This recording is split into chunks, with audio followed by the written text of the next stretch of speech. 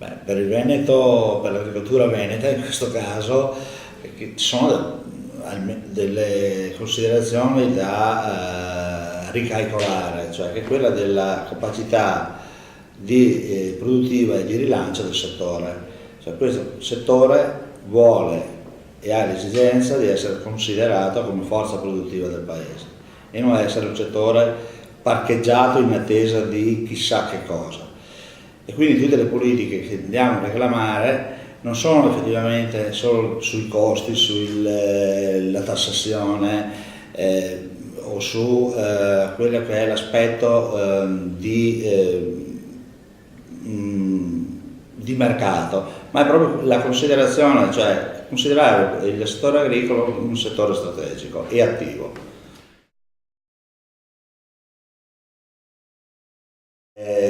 Qui si è vissuto su un concetto e l'estremizzazione di quel concetto che è la globalizzazione. E il concetto della globalizzazione è quello di acquisire del prodotto, magari e preferibilmente da stati esteri, a bassissimo costo e su questo metterci le rimesse, tutte le rimesse possibili e vivere su questo. I fatti ci stanno dimostrando, e la crisi del nostro paese in particolare nel contesto anche degli altri paesi della comunità europea, che noi diremo, abbiamo esagerato in questa prospettiva e abbiamo abbandonato tutto quello che è il settore produttivo. Ci manca il settore produttivo, la considerazione del settore produttivo. E quando parliamo sì di agricoltura, ma parliamo anche degli altri settori, vediamo che quello che viene forse più penalizzato è la piccola e media azienda che di fronte alla grossa industria è quella che comunque è tutela il territorio.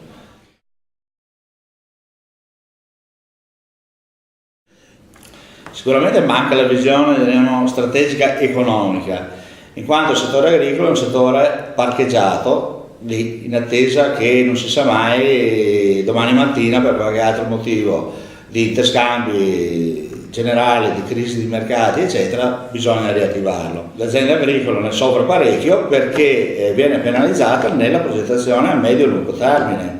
La logica è quella quando si presenta una progettazione che dopo va a essere sostenuta e finanziata, c'è proprio la visione del miglioramento, diremo, qualitativo del benessere eccetera, e quindi dello sviluppo dell'economia all'interno della situazione produttiva attuale, senza pensare alle componenti che devono essere quelle dello sviluppo aziendale in termini da produttivo. Da quando in qua si pretende o si può pretendere che un'azienda investa senza pensare a una maggior disponibilità di entrate per far sì di poter pagare gli ammortamenti quantomeno.